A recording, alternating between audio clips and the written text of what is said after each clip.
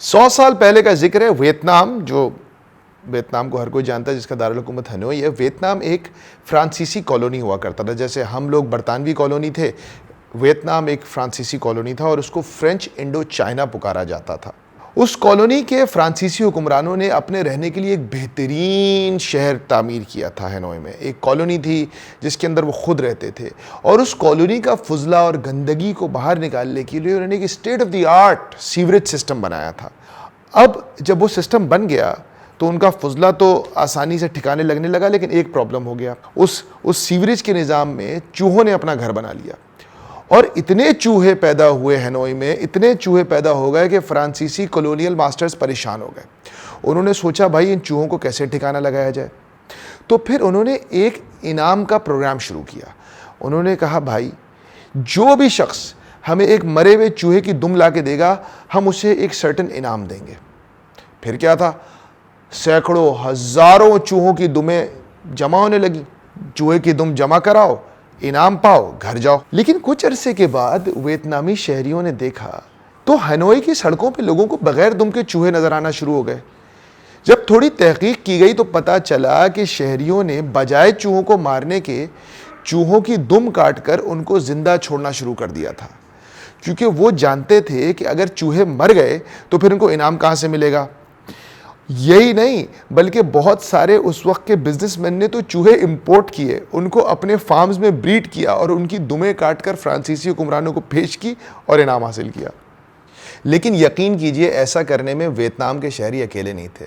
یہ ایک ایسا عمل ہے جو تاریخ کے شروع سے لے کر آج تک انسان بہترین طریقے سے کرتا آ رہا ہے، جسے ہم عام الفاظ میں جگاڑ یا تگڑم بھی کہتے ہیں.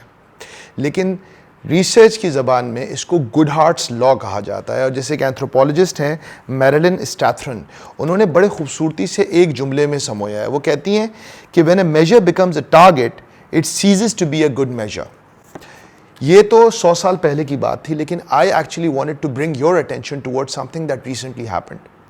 ابھی کچھ دن پہلے میٹرک یا انٹر کے پنجاب کے ریزلٹس آئے.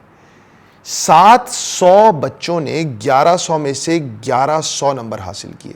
جب میں نے یہ نمبر دیکھا تو میرا تو دماغ ہی گھوم گیا. میں نے کہا یار یہ کیسے ہو سکتا ہے کہ 1100 میں سے 1100 نمبر آئے. میتھس میں چلو ٹھیک ہے ہو گیا، لیکن اسلامیات میں، کیمسٹری میں، فزکس میں، بایولوجی میں یا اردو میں، انگلش میں ایسا کیسے ہو سکتا ہے کہ 100 میں سے 100 نمبر آ رہے ہیں. دیکھیں ہم جب اپنے بچوں کو اسکول بھیجتے ہیں تو ہمارا کیا مقصد ہوتا ہے؟ ہمارا مقصد یہ ہوتا ہے نا، الٹیمیٹ مقصد یہ ہوتا ہے کہ ایک کلچرڈ، ایک اچھا، ایک ایکسپوجر والا پڑھا لکھا انسان بنے جس کو سمجھ بوجھ ہو. تعلیم اس سمجھ بوجھ کو پیدا کرنے کے لیے ایک بہت امپورٹنٹ ٹول ہے، اور تعلیم کے اندر آپ کی سکسیس کو میجر کرنے کے لیے ایک طریقہ ہے گریڈز اور نمبرز. لیکن کیا اب ہماری نظریں اصل مقصد، بچوں کی تعلیم کا اصل مقصد جو کہ ان کو ایک اچھا انسان بنانا تھا، ان کو اس وقت اس زمانے کے تقاضوں کے مطابق تیار کرنا تھا، وہی ہے؟ یا اب ہمارا مقصد اچھا انسان تو دور کی بات، تعلیم بھی دور کی بات، اب ہمارا اصل مقصد A+ گریڈ اور 1100 میں سے 1100 نمبر حاصل کرنا ہو گیا ہے. پاسٹ پیپرز، کوچنگ کلاسز، یہ پیرنٹس کا پورا mind set, we are going crazy. لیکن یقین کیجئے ہمارے بچے بھی وہی کر رہے ہیں جو ویتنام کے شہریوں نے اپنے فرانسیسی کولونیل ماسٹرز کے ساتھ کیا تھا. وہ چوہے کی دمیں کاٹ کاٹ کر جمع کرا رہے ہیں اور انعام حاصل کر رہے ہیں، اور چوہے وہیں کے وہیں گھوم رہے ہیں.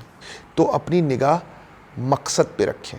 میں یہ کیوں کر رہا ہوں؟ جب انعام کام سے زیادہ امپورٹنٹ ہو جاتا ہے تو پھر کام کا تیا پاچا ہو جاتا ہے. السلام علیکم ورحمۃ اللہ وبرکاتہ.